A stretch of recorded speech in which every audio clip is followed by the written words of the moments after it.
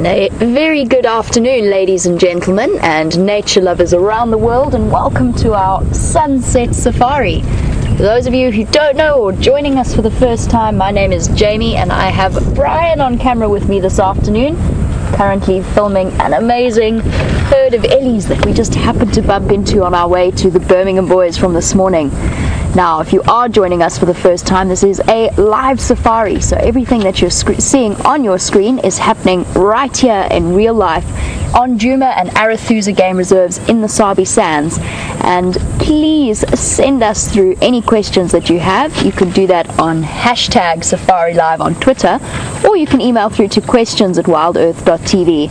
Now, it is much warmer this afternoon than it has been recently, and I know that Wendy will be out with Brent and one of the cameramen a bit later this afternoon.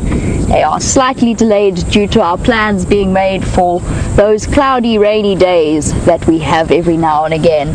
Now, what I am going to do is shift forward a little bit so we can see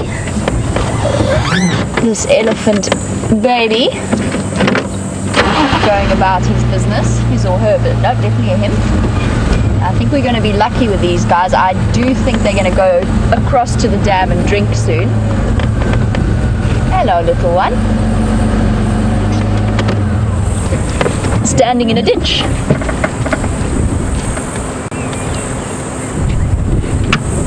Oh, that looked like quite a complicated maneuver. I said it's hot. It's 28 degrees, which is 81 degrees in Fahrenheit, so it's much warmer than it has been over the last few days. We had a really nice, cool patch, and the weather dipped the temperature down really nicely for us all. I think the elephants were enjoying that, but they're hot again. Hey, little one, found some shade in there. Picking out and targeting. I've been watching them while we've been sitting here, and the trees that they're after. It seems like knob thorns are the flavor of the afternoon, knob thorns and buffalo thorns. Where are you going, little one?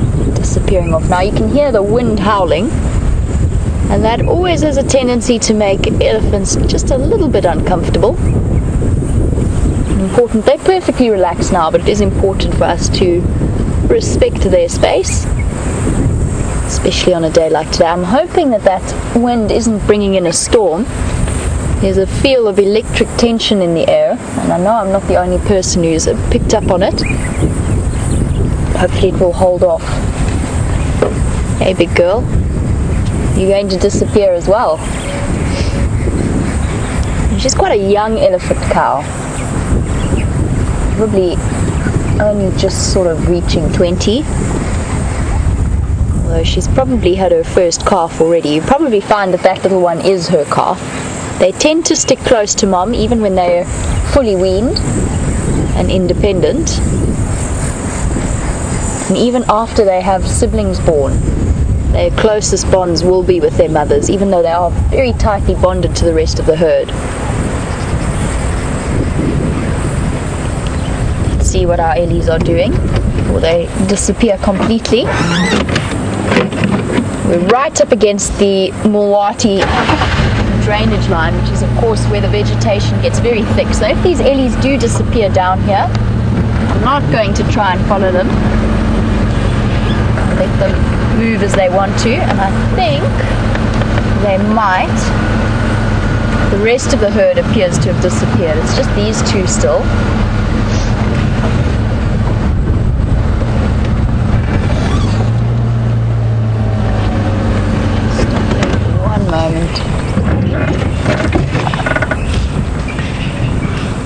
I mentioned that I was on my way to the Birmingham Boys, and for those of you who might have missed the sunrise safari, all 5 of them were last seen sleeping up around Buffelshoek Dam with James, and interestingly territorial marking all at one go. One of them nearly got James with the urine spray. It was highly entertaining. I really thought he was going to get splattered. Walked up to the bush right next to the vehicle and promptly sprayed it. Did in fact hit the car, which just goes to show how comfortable they can be around vehicles. Maybe a little bit too comfortable for James's comfort this morning. Alright, Eddies. I think we will leave you in peace to go into your drainage line. It doesn't look like they're going to pop out. The rest of the herd has moved further into the thick stuff. You can see how dense the vegetation is there. Let's head out and see what else we can find. Here's Mom. Tucked away. I know that Brent had an amazing sighting. He said there were lots of elephants around this area. They could all be napping down in the drainage line. And I think what I'm going to do, instead of going across in this direction, I might take a loop around. Let's see if we can find any more of them on our way up to the Birminghams. It is hot, which to me suggests the Birmingham boys are not going to be moving anywhere just yet. We'll give them some time, or some time for the temperature to cool down. We can head across in that direction, and when that happens, I noticed they weren't looking too full. You never know. Right, and while I go about exploring, please keep your eye on the damn camera, because I think these elephants will come up for a drink. None of them are wet or muddy, so they haven't been around there earlier this afternoon, which means it's about time for them to head across and have a drink.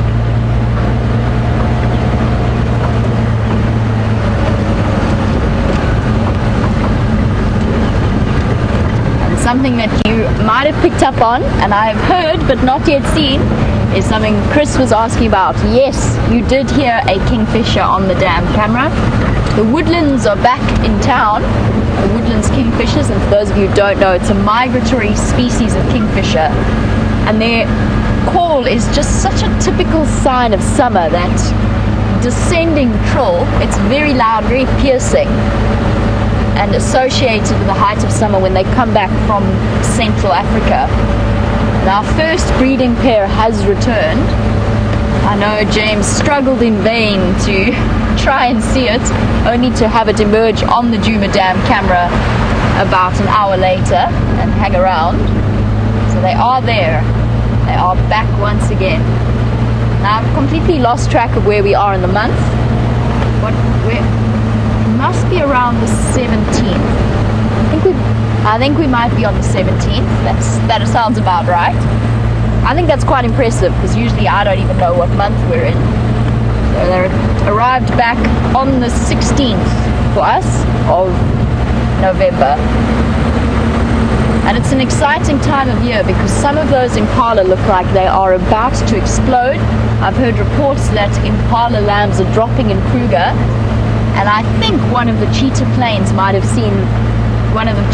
vehicles might have seen their first impala babies. So that's another thing we're on the lookout. We might be the first people to see the first impala lambs on our live drive, so keep your eyes peeled for that.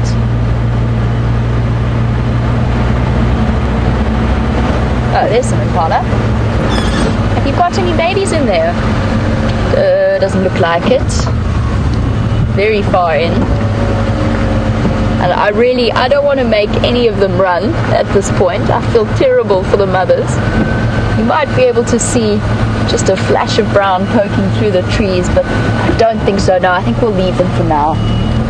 They're too far in. And because those moms are so pregnant, I've been taking circuitous routes around them so that they don't feel too stressed out, or stressed out enough to go trotting around.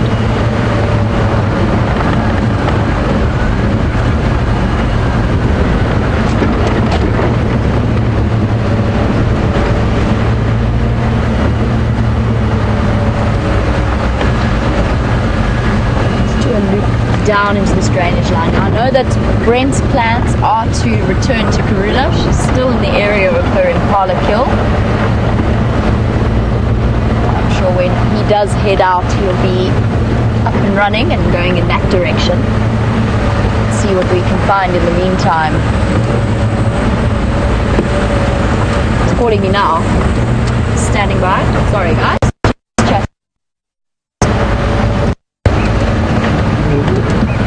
That's a negative.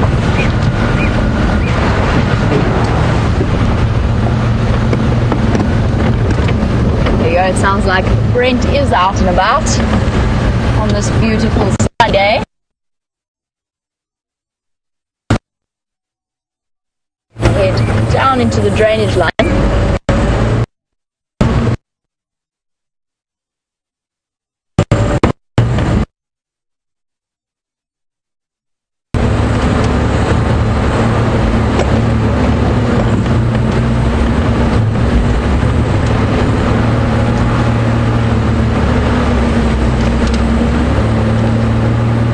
Brent, you're on Jigger's radio channel.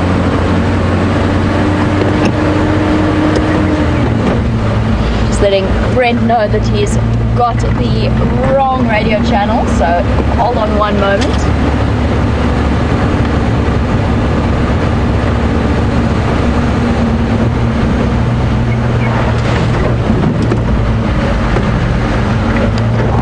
Let's take our dip into the drainage line. See what we can spot there.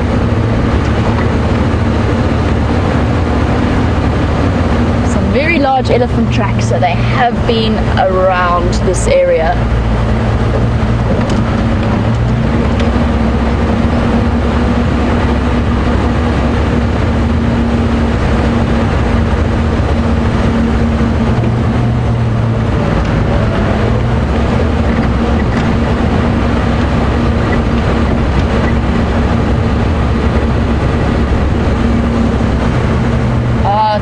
Tracks. Definitely keep your eyes peeled on the Djuma Dam camera. They're going to pop their way up in a moment. Just look how much groundwater has collected. Sorry, just a sudden subject change. And it's still around even on these hot days. And these pans like this are so important at this time of year. Now, we've had some incredible sightings over the last few days, but a lot of that was because the animals are starting to centralize around the dams. Now that we've got a bit of groundwater, they'll be able to stay spread out where they are. They don't have to move too far to have to go and have a drink, which I can imagine if you're a pregnant female impala is quite the relief. It's in these thick clay mud sections that you really get the best water holes. Now, all of these dips and these holes where animals go and wallow, a lot of them are started by things like, just like a little warthog, where a mud puddle has collected and they roll in it and it gets bigger and it gets bigger.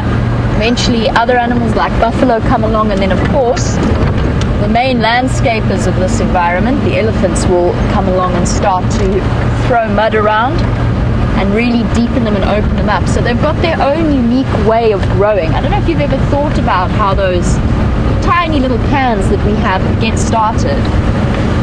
They have their beginnings as a very humble puddle and then helped along by the animals out here. And in a way that then works completely to their advantage, because they've created their own little mini water sources as well as mud spas, because they can go and cool down, relax a little bit around them.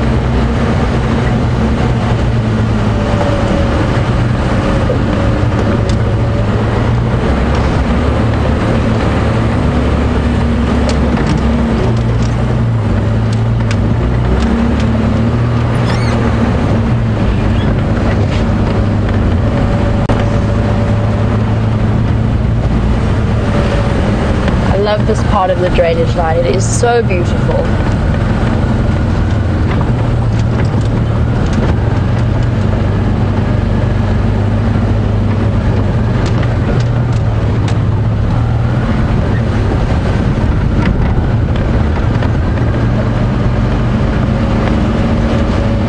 Whenever I come down this road, I'm now always on the lookout for Karula.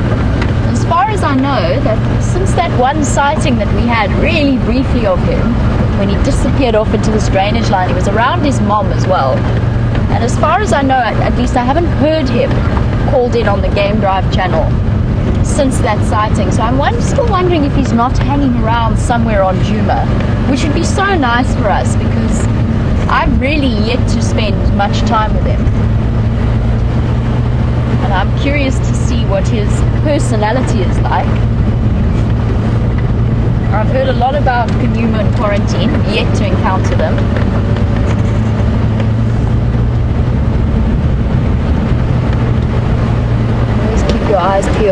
just round this corner.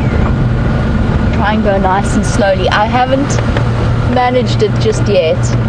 There is a nesting harrier hawk. I know that, I think it might have been either Scott or James managed to show you guys the harrier hawk on her nest. Every time I approach, she's very shy. She disappears off.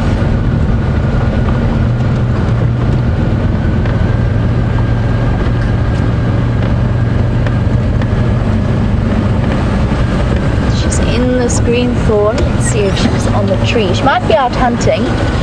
Oh, there she goes, flying away. One day, I'm gonna manage to catch these two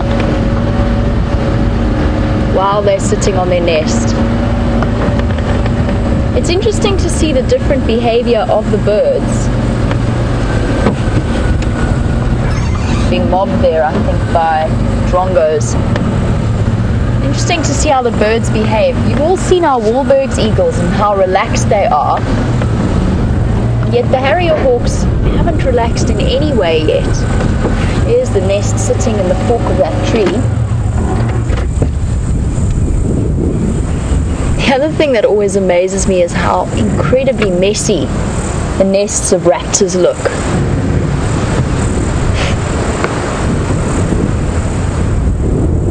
Like they would barely withstand any kind of wind, let alone some of the storms that we've had recently.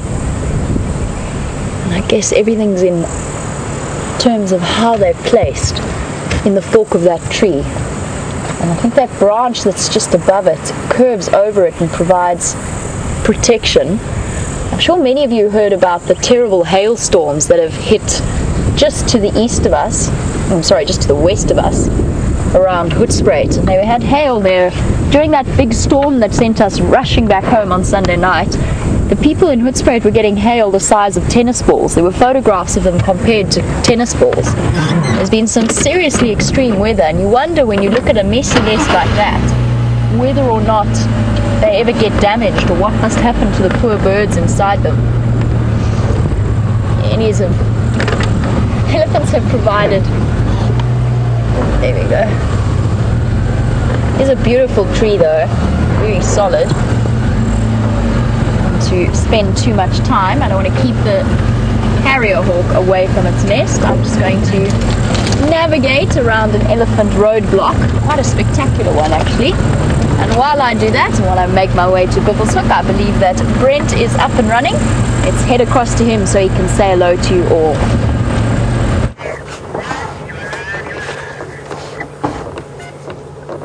Hi everyone, and welcome on the Sunset Safari. We're back with the Queen of Djuma, Madam Karula. She's still in the tree above the impala carcass, and it looks like she's just resting at the moment. We're hoping she's going to move down and start feeding shortly.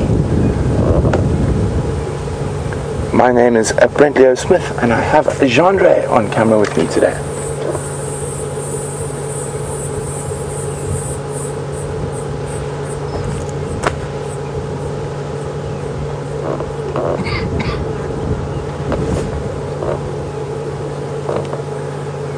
So this is a really, really good thing for Karula, a very nice big carcass. I think she's probably still going to be here for another day. Oh, there we go, she's on the move.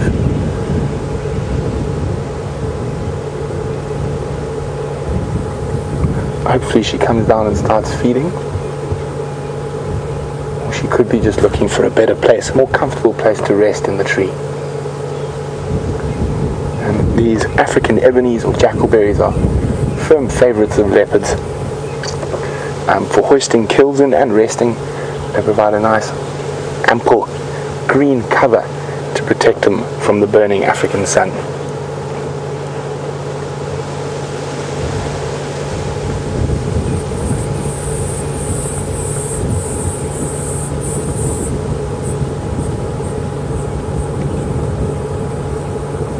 It's incredible how an animal of that size is so fleet of foot up in the high branches of a tree.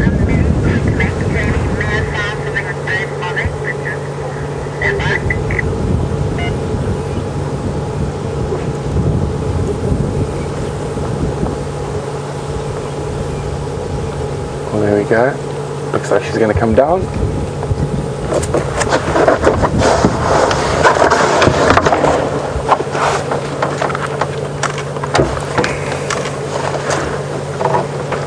So hopefully she's going to come down this side. She might not. Oh, wait. Just wait. She's going to come down the side of the tree.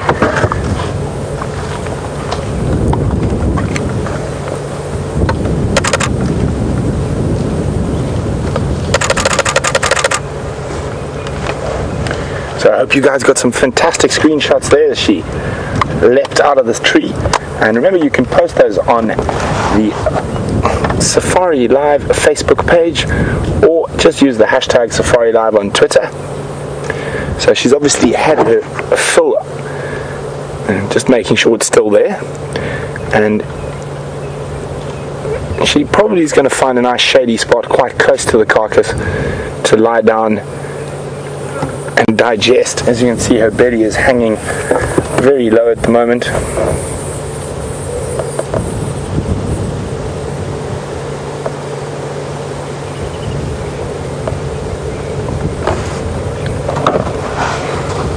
It's so wonderful to have Karula back here, and back for an extended time. We haven't seen her that much in the last few months.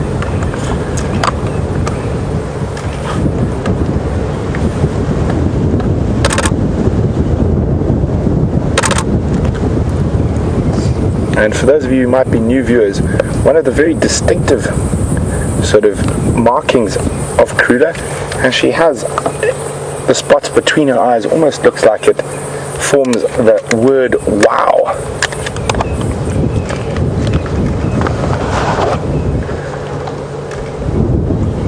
So she might head to that little thicket there. That's going to provide some shade, or she might just lie down in the shade of this big jackalberry.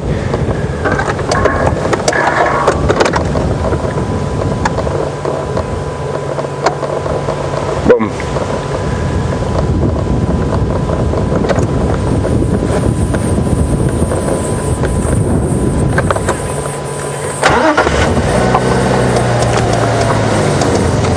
So we had that incredibly large thunderstorm a few nights ago, and it's unusual for a leopard generally to make a kill in an area this open, and with that thunder, lightning and wind swirling around, it enabled her to get much closer to an impala out in this open area, and she managed to kill an adult female impala.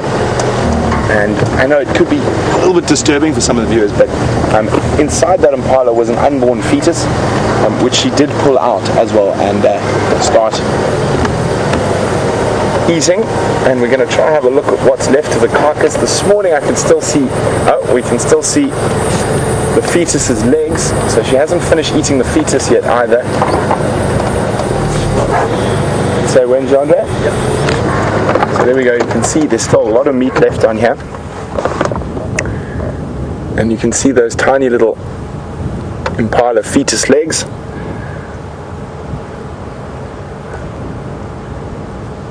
So still lots of meat, so she's definitely, I think, going to be here for at least another full day, maybe a day and a half. Nice and safe up there from hyenas. The strongest possibility that she might lose this kill would be to a male leopard. They're great scavengers of kills made by the female. And it would have been really, really heavy for her to lift it up there. So what she would have done is she would have taken out the entrails on the ground, and if we look carefully at the base of this tree, we'll see there's a very distinct pile of leaves, and that's where she's buried all the undigested grass that would have been in the impala's stomach. So it would have made it lighter for her to carry. I mean, even still, if we think about it, probably in terms of pregnant female impala is probably around 35 kgs or so without the stomach. I'm trying to do the pound conversion. Maybe you guys can help me with the pound conversion. Maths is not my strong point. And could you send those conversions through to the email address questions@WildEarthTV, or use the hashtag Safari Live on Twitter. Jandre is cackling at my inability to do maths. I'm sure he's probably quite good at maths, being a technical camera person.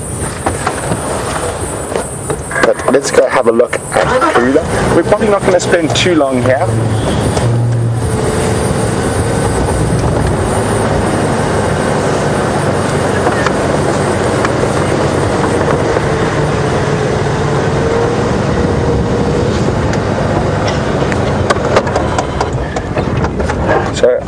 obviously everyone might have noticed that we're building up to Big Cat Week, and Sean from Secunda in South Africa is wondering what is Big Cat Week and what's going on.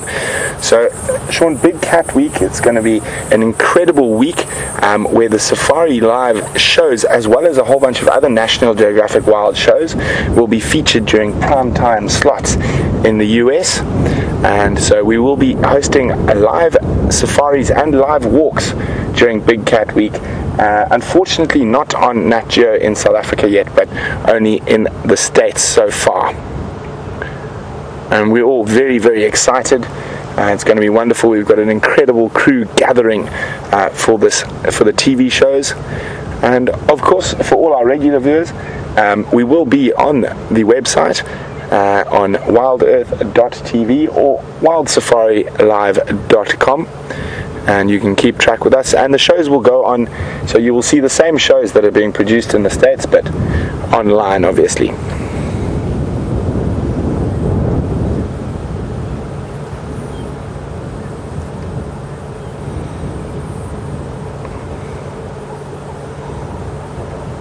So if we do have any new viewers there, you're probably a little bit worried. Why would she lie out in the open here? Doesn't seem to be much protection from other possible predators like lions or hyenas. And even though her eyes are dipping and she is napping, you'll notice her ears are constantly moving. And she is still very aware, even though she is asleep, or resting rather than fast asleep. And she'll probably be enjoying a bit of cool from the sand in the shade of that African ebony tree. I don't think she's going to move for the next while. I think she's going to rest up, but don't worry, we will definitely be coming back to check up on her later on this evening.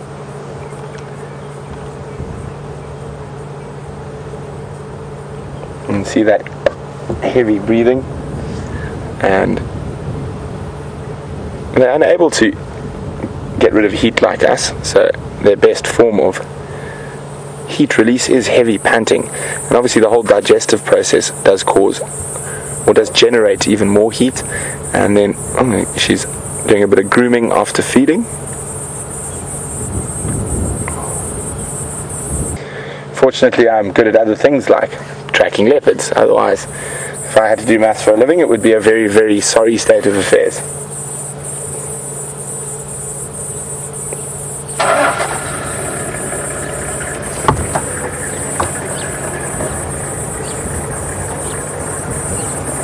They are just the most exquisite creatures.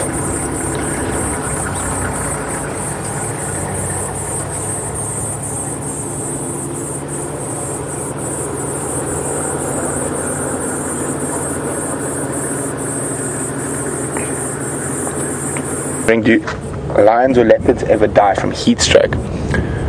Well, Fair Australia, it is possible. I have heard about one case in the South Luangwa Valley in Zambia where a lioness died from overheating.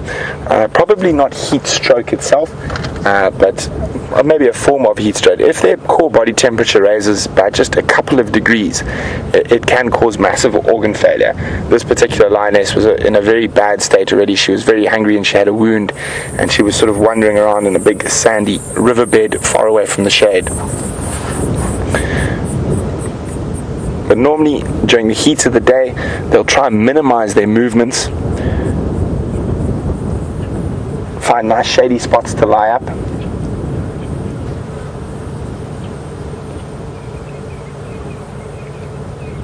And especially with a full belly, they'll be very, very inactive.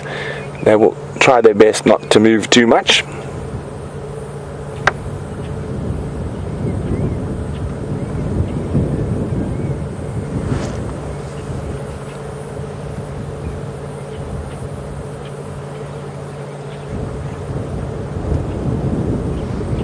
And possibly the most movement we're going to see is about that, probably flopping down, lying on her side. She might roll over a few times when that sand underneath her gets very warm.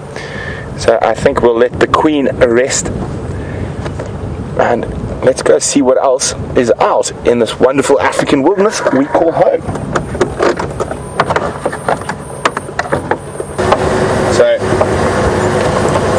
we're going to head up towards the sort of sandy patch area and the Impala Plains. Go look for an animal we don't look for every drive, but I do know there's some really nice warthog in those parts.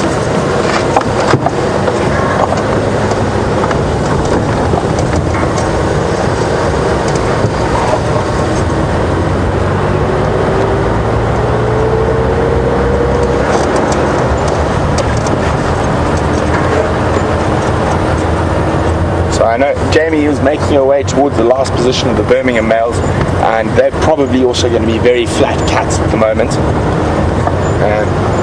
Fingers crossed they get up and do some vocalizing for tonight. Wouldn't that be incredible, having 5 male lions calling at the vehicle? The whole vehicle seems to vibrate, shudder when the male lions call.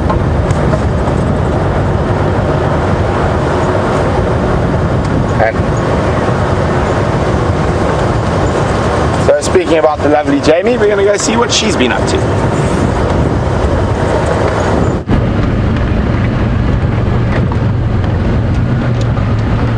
And we're still on the way towards those Birmingham boys, but a couple of minutes still to go. Now Brian and I just had a very false alarm excitement moment where we went racing through the bush off-road, through thick bush, to try and find out. We had 2 starlings sitting in a tree fighting, and we thought they were mobbing something like a snake. So I went out and I had a look, couldn't find anything. I think it's just a tiff around breeding season. A lot of the sort of passerine birds are all entering their courtship phase now. We've seen it with the rollers, we've seen, of course, Scott's amazing lilac-breasted roller nest.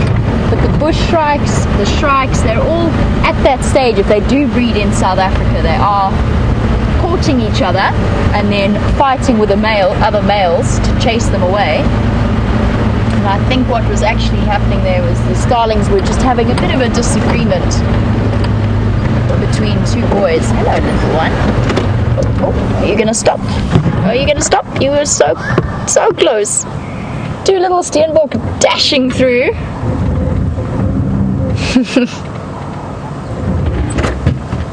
Here we go. Just a brief flash of a steenbok bottom. You can see how that white shows up in the bush so clearly.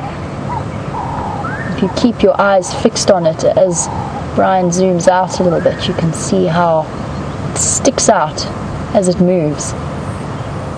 And then gone. Disappeared.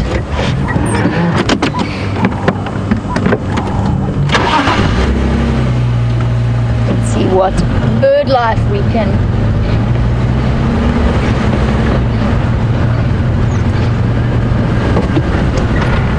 No, you didn't go too far. Let's see if we can get a nice view. It's a nice male and female. Oh, no. The minute you stop to look at them, they disappear further.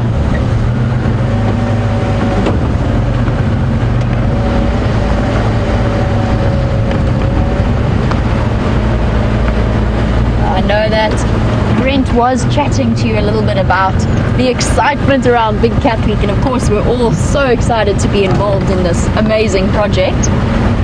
Very keen. And Pamela, you were wondering if Peter and Hayden are coming back. Yes, they definitely are. Peter is actually arrived today. You will be seeing him around and about at some point. I'm not going to give too much away though, because that would ruin some of the surprises that we have planned. But yes, both Peter and Hayden will be back for Big Cat Week.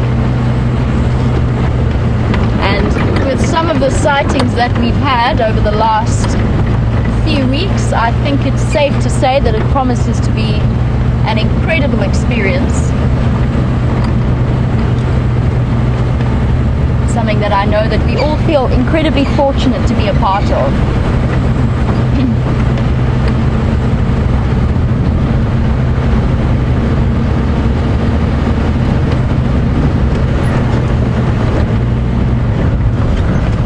Something that I've really enjoyed doing. I know a lot of you will know I've been doing drives for my old school.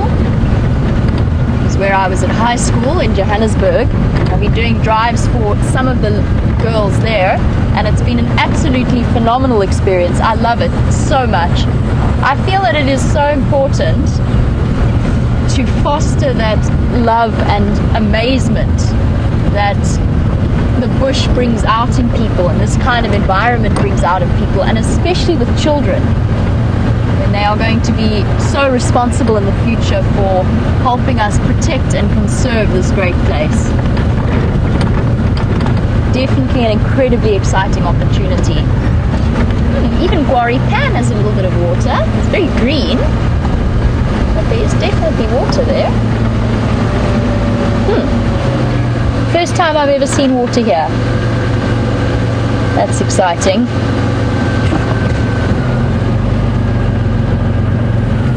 But not in the direction I want to go in.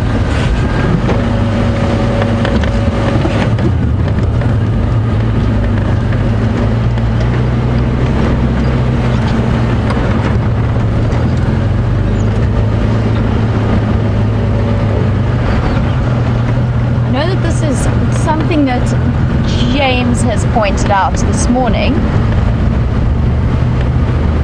but it's amazing how green it is. It's so beautiful to see, and lions of the Sabi Sands, you will be seeing it very soon, I believe. That's so exciting. You'll get to see all of these incredible animals. Our Lions of the Sabi Sands is on their way to Cheetah Plains, which is one of our neighboring lodges, and of course people that we see fairly regularly while we're driving around here. I believe that Craig is going to be your guide, and I'm sure that promises to be a tremendously exciting experience. I hope you enjoy every minute of it. I'm hoping I stopped here just because I don't want to scare it away. Just a little dwarf mongoose to show you on our way to our lion sighting. We're going to move from the smallest predator to the biggest predator this afternoon. Hello, little one. And all around me, even though I can't see them, I can hear the contact calls of the different members of this group. There's definitely more. Little heads. Every now and again, a little head just pops itself up. I think we've been lucky here. We've got a brave group of dwarf mongoose. Very comfortable with the presence of the car. Hello, little one.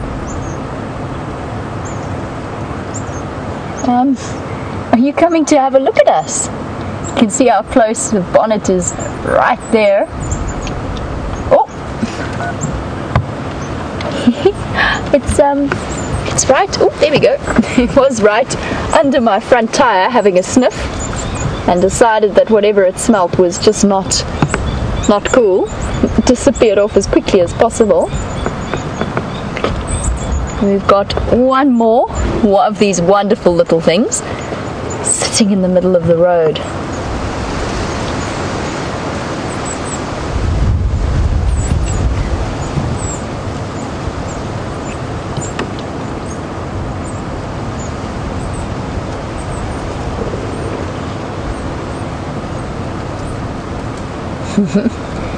Foraging around,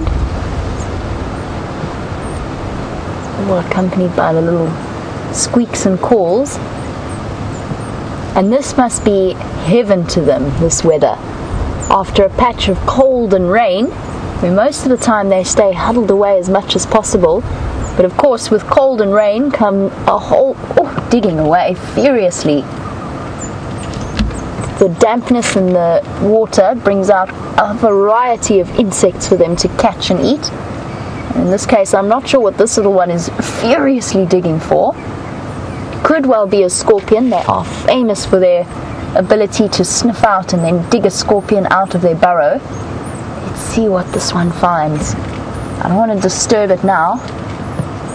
No, whatever it was, given up the dig.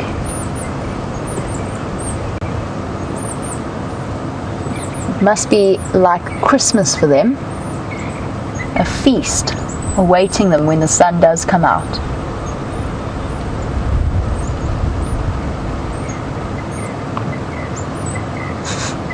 I love watching the way their little legs work so furiously fast. I'm sure you've heard me say before that there's not much out here that we can outrun. You could probably outrun a dwarf mongoose if you were really sprinting, but I have had a race with one once. Long story, there's the banded mongoose called Goose that I think I've spoken about before. And Goose and I did have a race. That was largely because Goose was trying to bite my ankles more than anything else. It wasn't so much that we were engaged in a game. We were engaged in some very subtle warfare. And I was losing. I did manage to outrun her, but I was incredibly surprised at how very fast, not to disturb our little mongoose family, how incredibly fast she was. They are all around us. There's even one sitting in a tree. Oh, no. Disappear off.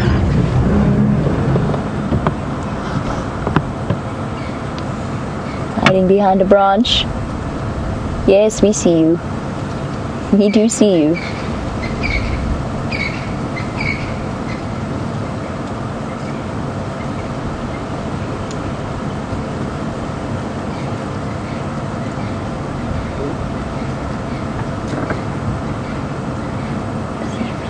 Finds anything hidden underneath the leaf litter.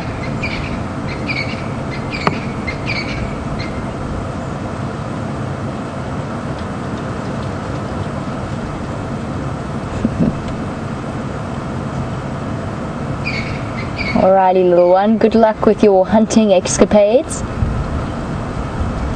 I wish you all the best.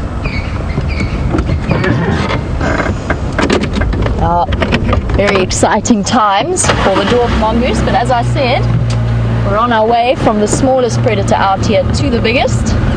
Let's go see what those Birminghams are up to. I'm sure they're going to be very much asleep in the heat of the day. Generally, those boys don't shift around too much.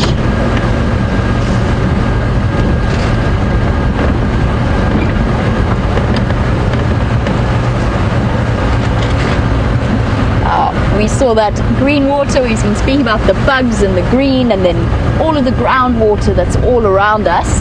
And Katie, you were saying that the frogs must love that water.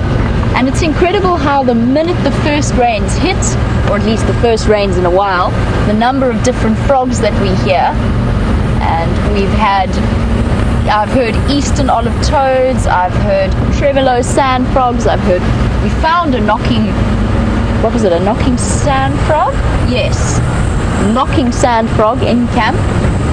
And one of my favorites, of course, is the bushveld rain frog as well. That looks terribly grumpy. Very fat little frog with very, very short legs and a very shovel-shaped nose. Entertaining little creatures. Of course, we'll start to look for the foam nest frogs as well. They must pick their nest sites very carefully. I'm sure many of you who are regular viewers have seen the foam nests that hang about over waterholes around summer. Now, I haven't seen any yet while I've been on Djuma, but that's because I started in the middle of winter.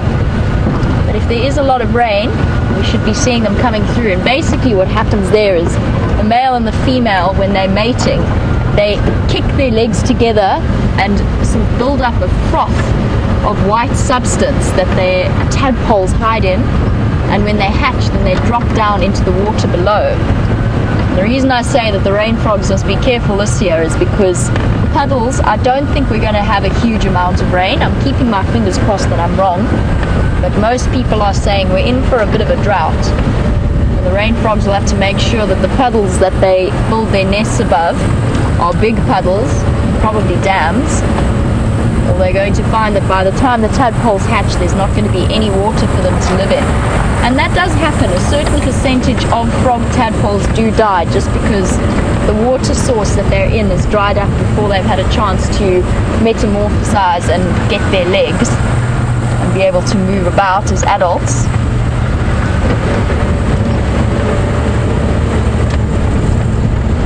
Frogs are one of my favorite things, and it's something that I've been trying to brush up on, is all the different frog calls that we hear around the place.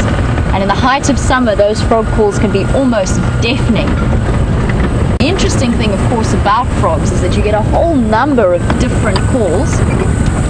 Anything from the males advertising their territories and attracting females to distress calls when they've been grabbed by... Sometimes what does happen is they get a bit confused and a male might accidentally grab another male, at which point the frog releases a very different type of noise that causes the male frog that's done the grabbing to immediately let go and go, oops, sorry buddy, made a mistake. Chatting about frogs and water, we have arrived at Buffelshoek Dam.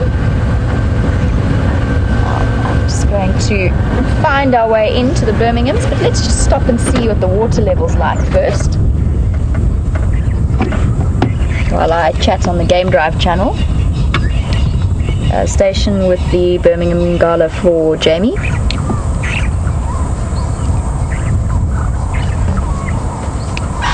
May I join you?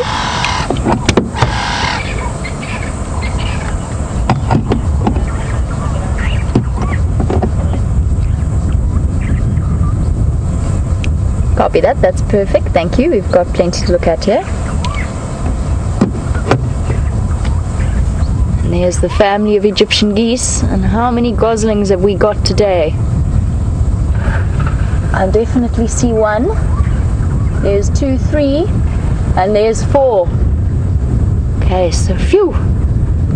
Managed to keep it stable at 4. And these parents are very, very good parents, but of course there's lots of threats out here. And it seems like they've gone from 7 till 4 in the last 2 weeks or so. But incredible to watch how rapidly they've grown in the last 2 weeks. All under the watchful eye of Mom and Dad, who are busy grazing the various plant material they can find in Buffelshoek. I think I'm not imagining it to say that Buffelshoek is looking that little bit more bulked out with water. It's going to take a lot more.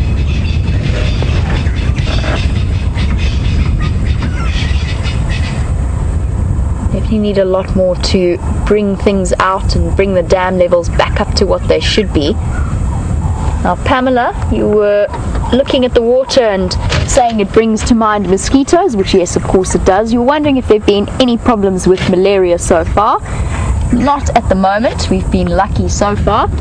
Generally, when you're in a reserve like this, your risk is fairly low because the mosquitoes tend to move from in areas of high population density. So a mosquito can't travel huge distances. It's really only a couple of 100 meters, maybe a kilometer at the most.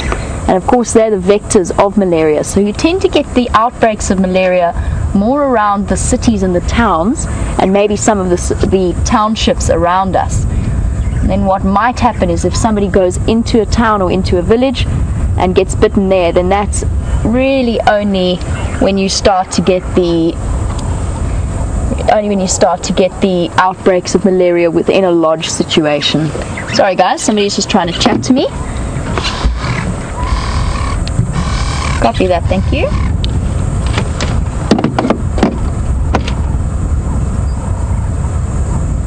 Of course, it's something we're always very aware of, but malaria is something that can be quickly treated if you catch it soon enough. You start to feel like you've got a cold or really bad flu and a high temperature, but without the sore throat and the runny nose generally. Maybe you're feeling a bit nauseous. And that generally accompanies, or the symptoms, the main symptoms of malaria out here. Now, it's something that I've spoken about before while we watch these little goslings on their afternoon mission. That is the fact that it's interesting studies have been done into the population, the decrease in population in crocodiles throughout Africa, and the fact that that's actually led to an increase in malaria outbreaks. And the reason behind that is that crocodiles eat catfish, and catfish eat tilapia, and tilapia eat mosquito larvae. And if you don't have crocodiles, then the catfish increase in population, so they eat too many tilapia, which are those tiny little fish that we see around here. Sometimes the storks catch one, and if there's no tilapia because they've all been eaten by the catfish, then they're not around to eat the mosquito larvae, and then you get those quite severe outbreaks of malaria happening around, especially towards Central Africa. But right here, we're actually pretty safe. We're in a nice low-risk malaria zone. Important to always keep an eye on that. Right, well, we've been told that we can make our way into the sighting. See if I can find us a nice way in. This morning's route was fairly tricky, and I think it might be nicer to go along the edge of the dam rather than down the dam wall and cause any extra erosion around here. And find a slightly smoother slope. You might lose me in the dip though as we head down and through. But stay with us because we should be back up and around on the other side.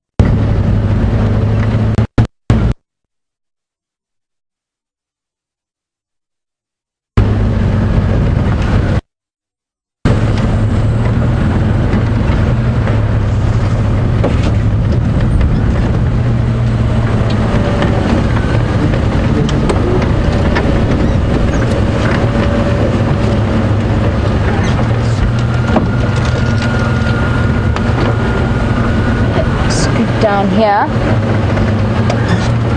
sure that we'll stay within the used tire tracks because we know that there are no lapwing nests around here. Hello goose, well done, you've done a good job with your babies, congratulations. Yes, very well done. I might just stop for one moment. I know we're making our way into the Birminghams. I promise you I'm not delaying. We've got quite a nice view, if it will stick around for us, of a tiny little three-banded plover. We very seldom manage to get too close to them. Sorry, Brian, he's just down there, moving through the elephant tracks. And they're such pretty little birds. We hardly ever see them because we're always looking at the edges of the dams. And they're usually on the other side. Now apparently somewhere around here there is a nest with 2 chicks, and that was about a week ago that Scott found. I'll be keeping my eyes peeled for that. You can imagine it's difficult. I always wonder at the ground nesting birds and how amazing it is that those babies manage to survive the way that they do. Okay, let's make our way in. See if we can join one of the other vehicles.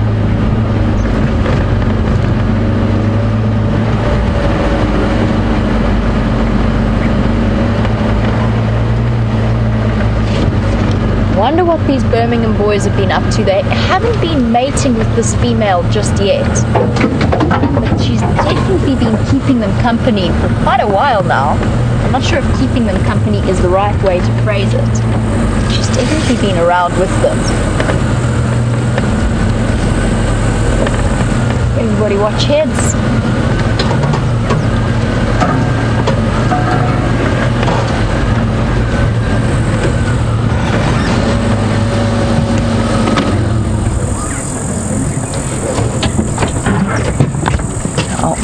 It is a bit of a tight squeeze in here, so for the moment we're going to settle with the view that we have, which is quite far away. I can't reposition at the moment.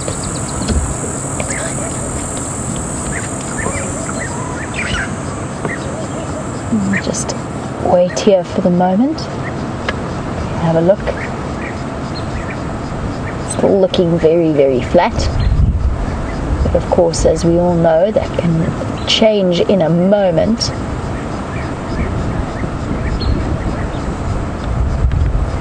Now, I can't can't reposition just yet, and this is the best view for now. So while we are here, we'll wait for our chance to see them. Let's head across to Brent and his herd of elephants.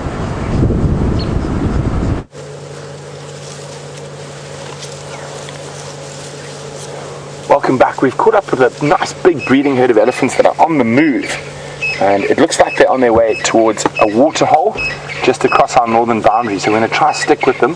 The majority of the herd have moved past us, and they're definitely on a mission. You can see them walking, and there's a young, looks like, oh, there's a cow behind us as well.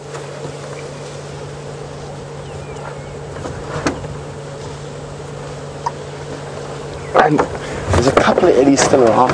One's directly behind us, so I can't move. I've got to wait for her to move.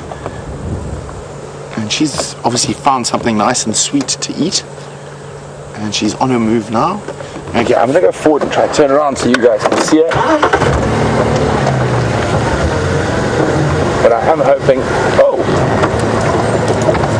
nice young bull as well, coming up the rear.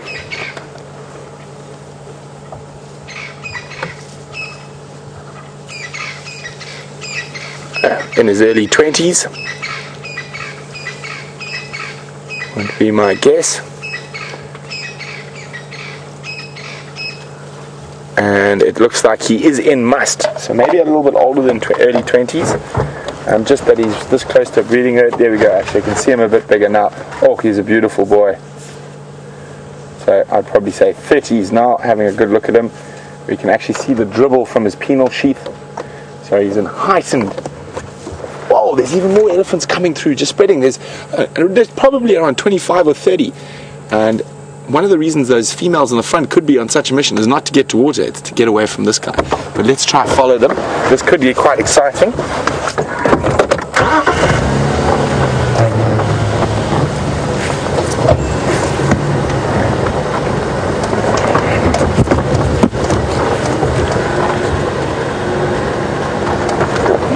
Coming through the bush. So what I'm going to try to do is I'm going to try and move through an area that's a little bit more open in this thick bush that they're walking through, and try and get up ahead of them. Watch out. Okay. So, oh, I can smell that elephant must smell. It's very, very strong. It's a very difficult smell to describe. John, how would you describe it? Musty. That's probably why it's called must. So quite often when there is a big must bull around the breeding herds, they tend to be a little bit more jumpy, a little bit more nervous.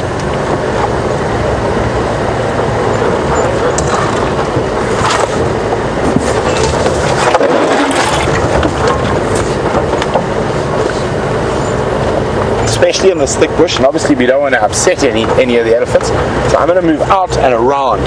So a little bit more open here, less likely to hit a log or fall into a hole.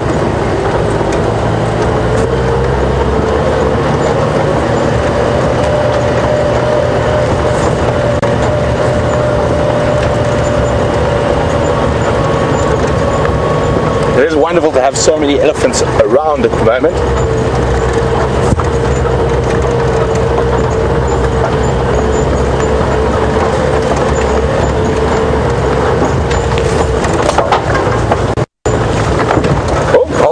Bumpy bump.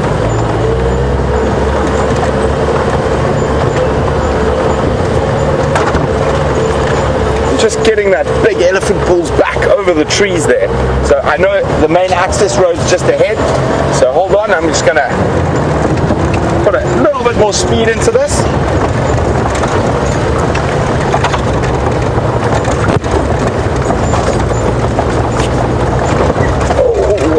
The front of the herd's already got there ahead of us. Oh, oh, bouncy bounce. And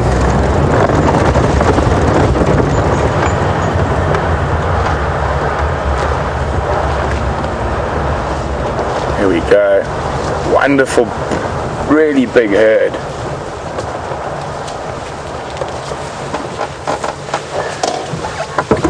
Now, let's just see. 1, 2, oh. 1, 2, 3, 4, 5, 6, 7, 8, 9, 10, 11, 12, 13, 14, 15, 16, 17, 18, 19, 20, 20. I probably missed a baby or two. So there could be 21, 22 in this initial part. One's passing behind us, that's 23.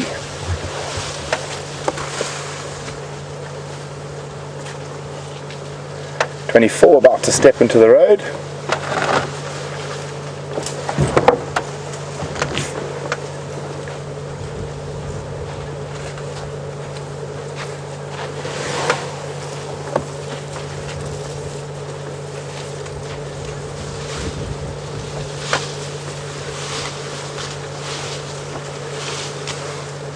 .25 coming across the road and a bit further away. Still haven't seen that big bull yet. He's going to be right at the end. 25 across, 26 coming.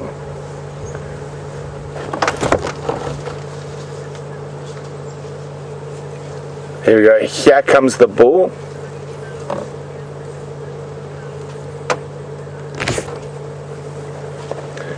Number 27, the nice big Eddie bull who's in must. He might give us a little head shake as he goes past, but I think he's far more concerned about following females. A lovely set of ivory on him as well. Nice even tusks. And you can see the glistening inside of the back legs and the dribbling from the penal sheath. And they can lose, if I remember correctly, litres. 27's just crossed the road. I'm going to keep counting while Jean's on that big bull. 28. 29.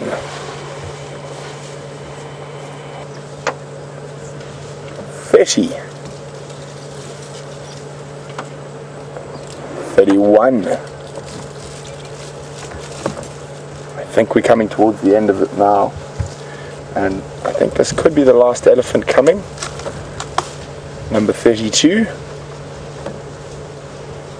And it's another bull, but not in must.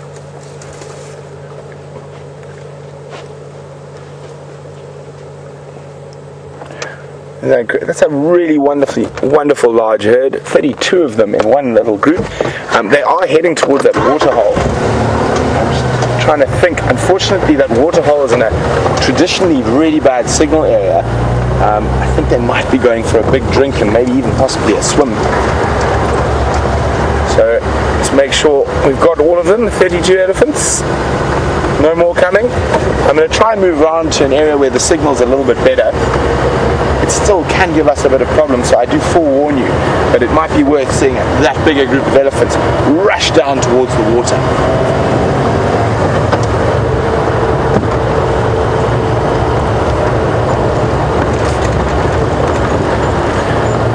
So while we do some low flying towards the edge of that waterhole, let's go see what Jamie's been up to.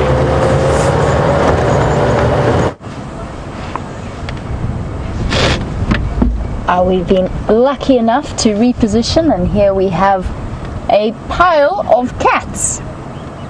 The Birmingham boys are pretty much exactly where I left them. One of them has found what looks to be quite the comfortable headrest. I think he's been using a pile of elephant dung as a pillow. Interesting, I saw Karula do that about a week ago or so.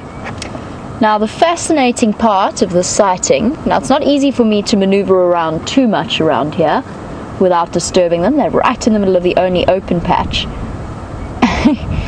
Somebody is fast asleep there. Actually try and reposition. Oh no, you can see him pretty clearly. Well, that looks like a good way to spend a Tuesday afternoon. I don't know about you. Looking very comfortable there. And a pile of 5, well, a pile of 3 at the back, apart from those 2 quirky ones on the edge. What is interesting about the sighting is so far, and I have been looking, I cannot see where that female is. And I think there's a chance that she's moved off. We had this happen recently. I know Scott was in the sighting with the Birmingham boys, and the one female, we didn't fully identify as to who she was or where she came from.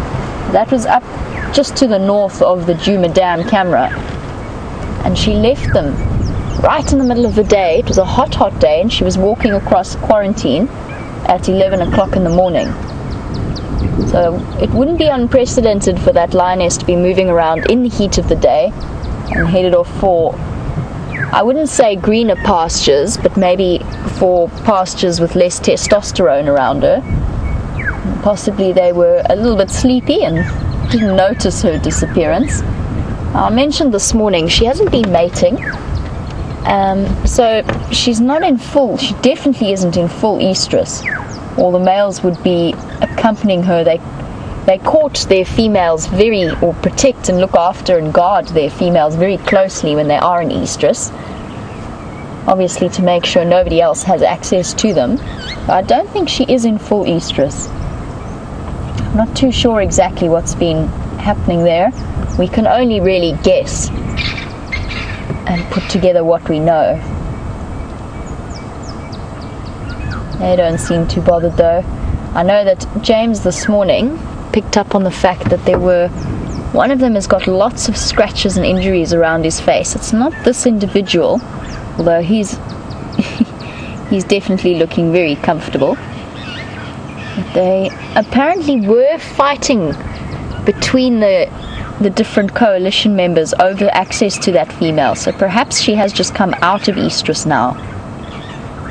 I'm not too sure.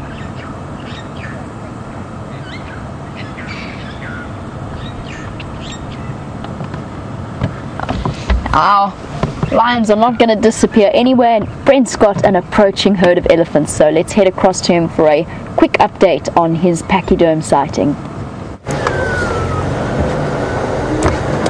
So we've managed to get ahead of this incredibly beautiful herd of ellies, and now we can actually see there's probably more than 32. There's some definite small babies we would have missed. Look at the little guy there. Oh, being chastised by mom. He's trying to drink while on the move, and mom's having none of it. There's an even smaller baby to the right. I don't know if we're going to see them. We should see them once they get there. A couple of young bulls and cows in there. Let's try to count them again. I'll do it quietly so as not to bore you this time.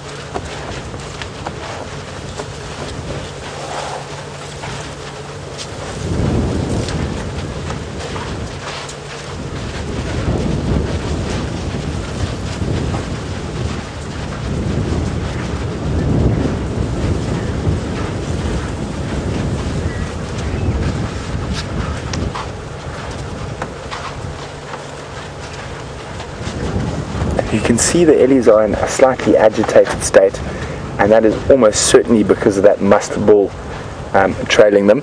So just to let you know, I got 27 elephants in that, including these two in that first walk by, and the rest are coming through now.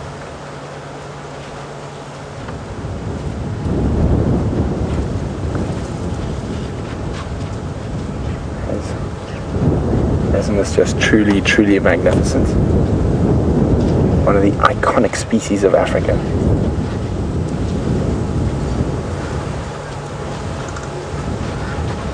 So our initial count was 32.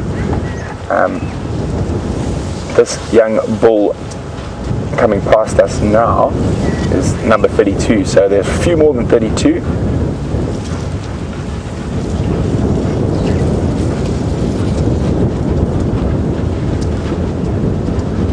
On 45 so far, and that's without the bull, who's still coming up the rear. Hello, girlie. So he might harass the herd a little bit more at the water hole, because they are going to stop to drink.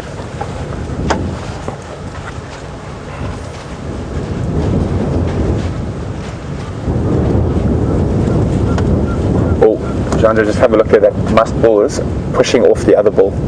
See how he's angling away to make sure the other bull can't get near the herd.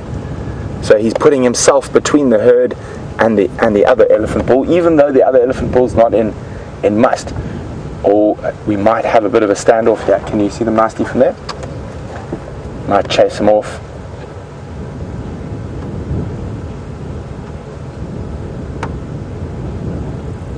He's standing broadside, lifting his head, showing the other bull how large he is, and he looks physically bigger than the other bull.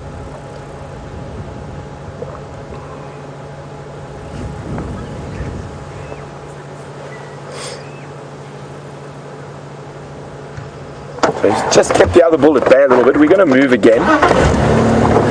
And again, unfortunately, this isn't a traditionally patchy signal area. So if we do disappear, I do apologize. But when we get stationary again, we should have picture.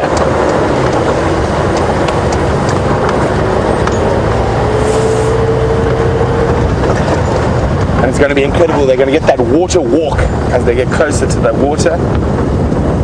It's going to be interesting to see if they actually are going for water or they're just trying to get away from this bull. There might not be any females in estrus at the moment in this herd. And look at that, walking in single file. Isn't that incredible?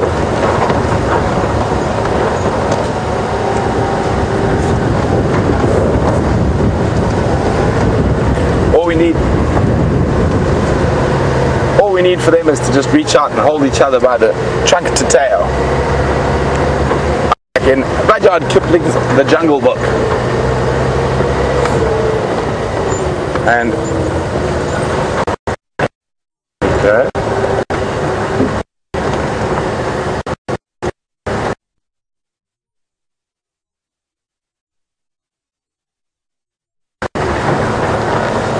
So I'm going to wait for these two to cross, and then I'm going to get us on the right side of the light.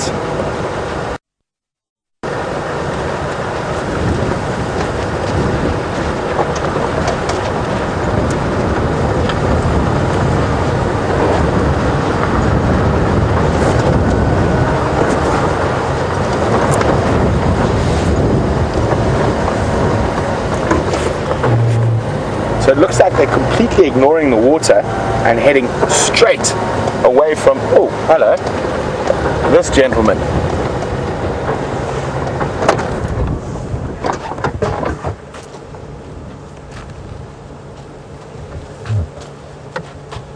Here he is, nice big bull, probably 3.5 meters at the shoulder.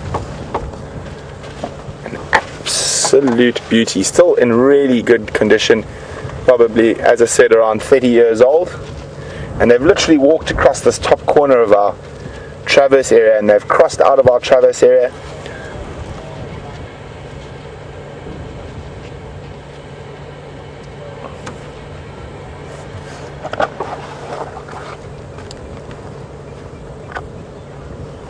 And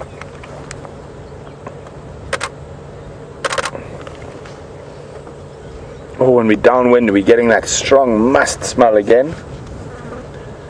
And this is an incredibly large herd of elephant. And Casey's wondering, is this the largest herd of elephant in the area?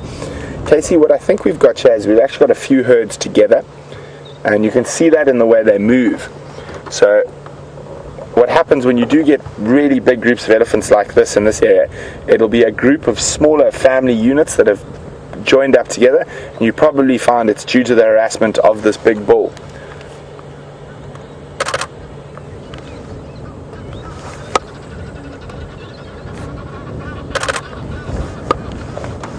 So they've completely ignored the water hole.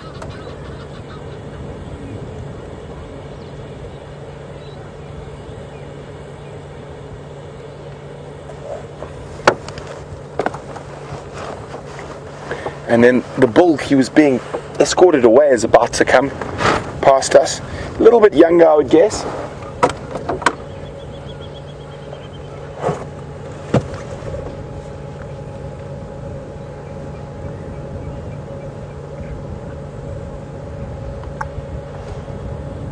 And off he goes.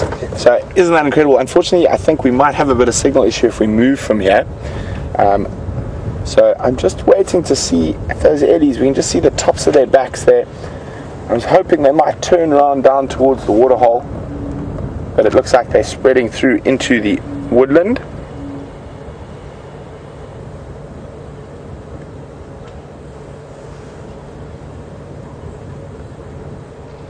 And it's amazing how those incredibly huge animals sort of just disappear so quickly into the bush.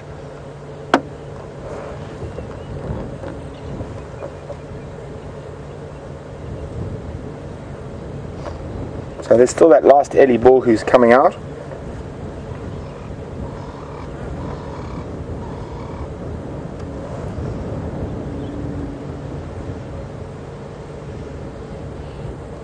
You can just hear him moving through the gory bushes, that shh, as he brush against his sides. And then you can see the rest of the herd coming out into the open or more open areas after that drainage line. Maybe they were trying to play a trick on that musk bull, go around and back to the water.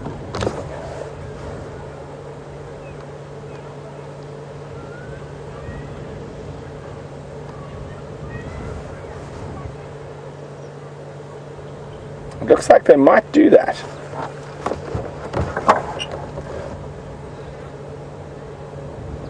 Or they could be heading north into the Magnoleti. So the boundary between the Sabi Sands and the Magnoleti is just beyond the horizon, to the north of us there, beyond those large marula trees. Oh, hear a little disagreement in the herd. Probably a youngster being chastised.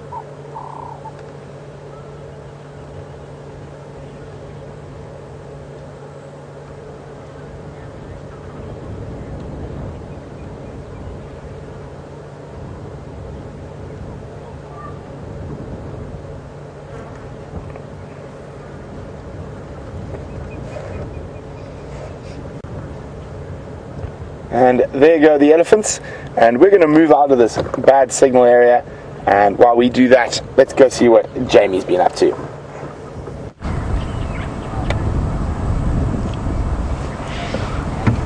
It sounds like you've had an incredible time with those elephants, but we are still with our Birmingham boys, one of whom has done probably the most moving I've seen him do the entire time, which was to roll from one side onto the other. I've just spoken to Andrew, who's also made his way into the sighting, but from a different direction. And Andrew can't see the female either, so I don't think she's still here. I think she's moved off. Possibly she's been trying to move away from them for quite a while now. Although she was with them the whole time, she wasn't seen by any of the vehicles mating with the Birmingham boys, as far as I know. And that's interesting because it's something that we've seen with the Birmingham boys now. I count 3 times, there might have been more. We had the incident with the Birminghams chasing the 2 Nkuhumas off the buffalo kill with Scott and myself a while back, and behind them was a lioness that just randomly appeared, and obviously had been accompanying them. Then there was the lioness that was with Scott north of Mvubu Dam, north of Djuma Dam on Mvubu, very recently. And now once again, I've seen them a couple of days ago chasing that female around Torchwood. We had her very briefly as she came sprinting towards our boundary before she disappeared off. And again now at Buffelshoek Dam. It's an interesting pattern of behavior that's developing, because in most of those cases they haven't been mating.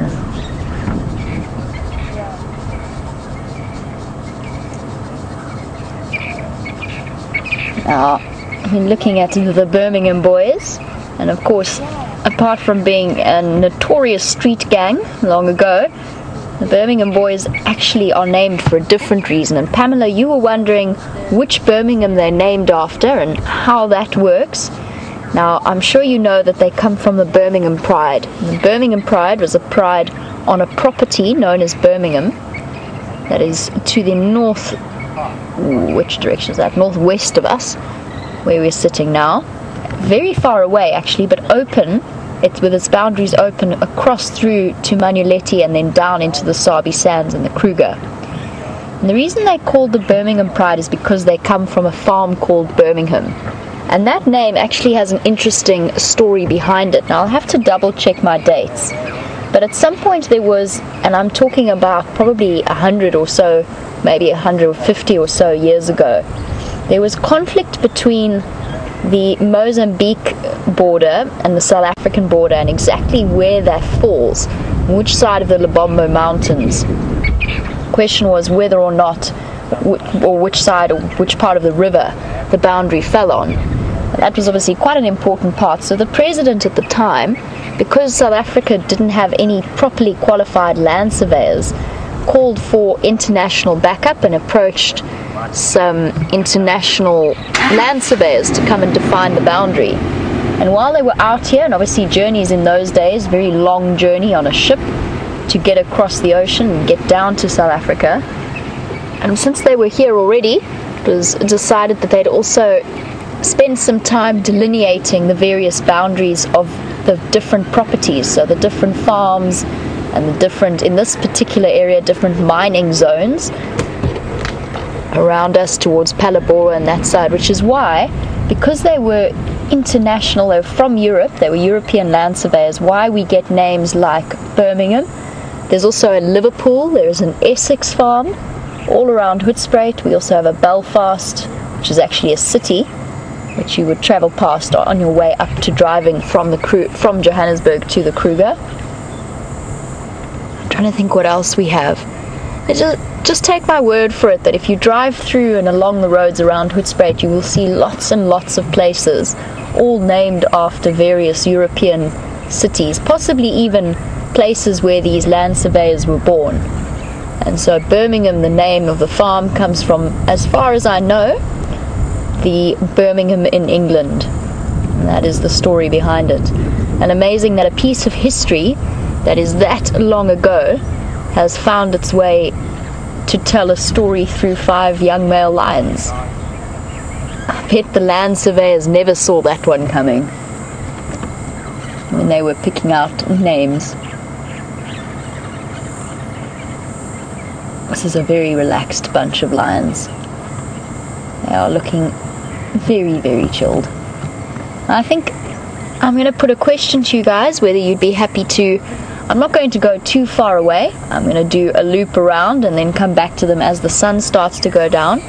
Or would you rather stay? Possibly the female could show up. You never know what's going to happen in a lion's life. What would you like to do? Would you like to stay or would you like to go? And you can send that through on #SafariLive, or you can email on questions at WildEarth.tv.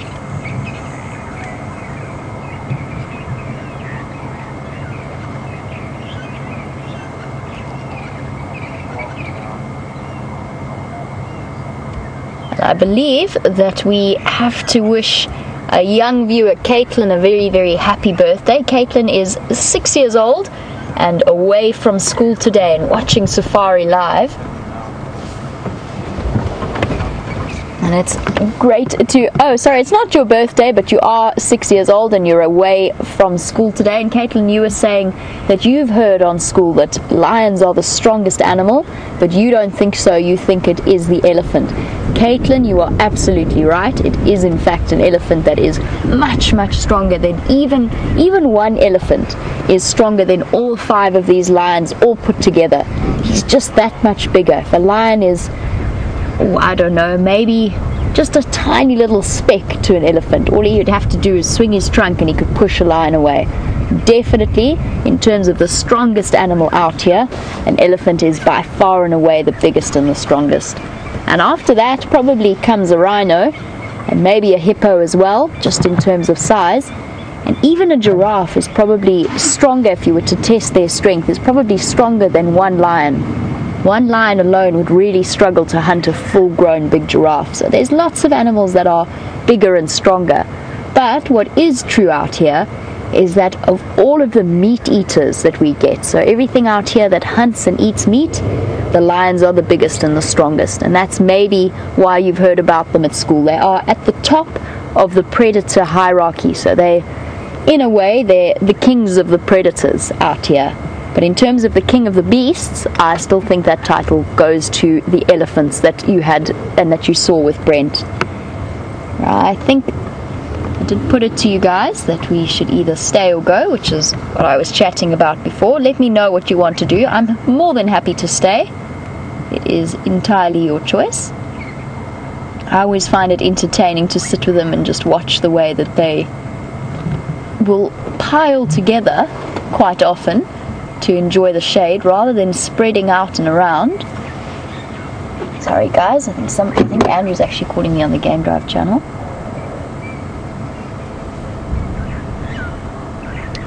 Yeah, Andrew, standing by.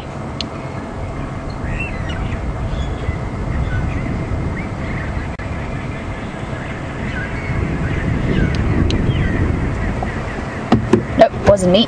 Somebody called Billy, which sounds a lot like Jamie when you hear it on the Game Drive channel.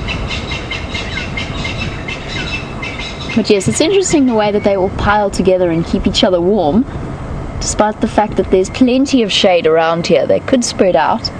It's all part of that bonding and being a social creature that lions have evolved to be.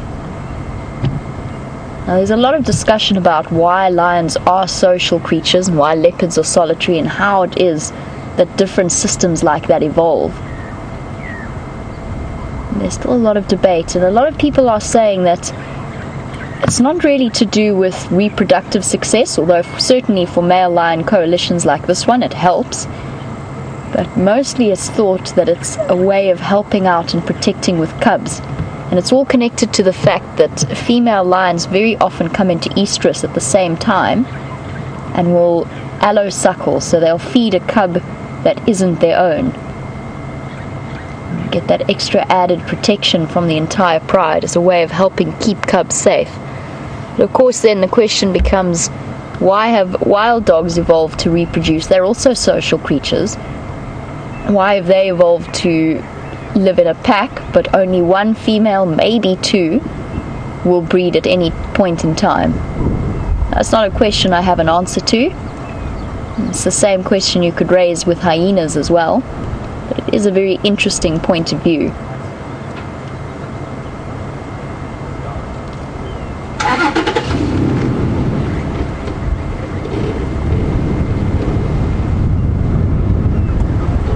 I wonder if... No, I think that's probably a stretch too far. I think my train of thought is taking me a little bit into the realms of pure guesswork and fantasy, so I'll stop there.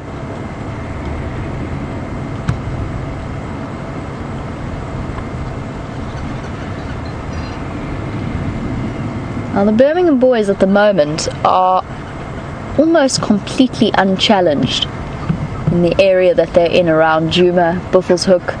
Buffelshoek, as far as I know, they haven't had any serious run-ins with the Salatis since they took over here. The Salati males are two big males up in the north. Really beautiful boys. We've only ever, well, I've certainly only ever seen them once.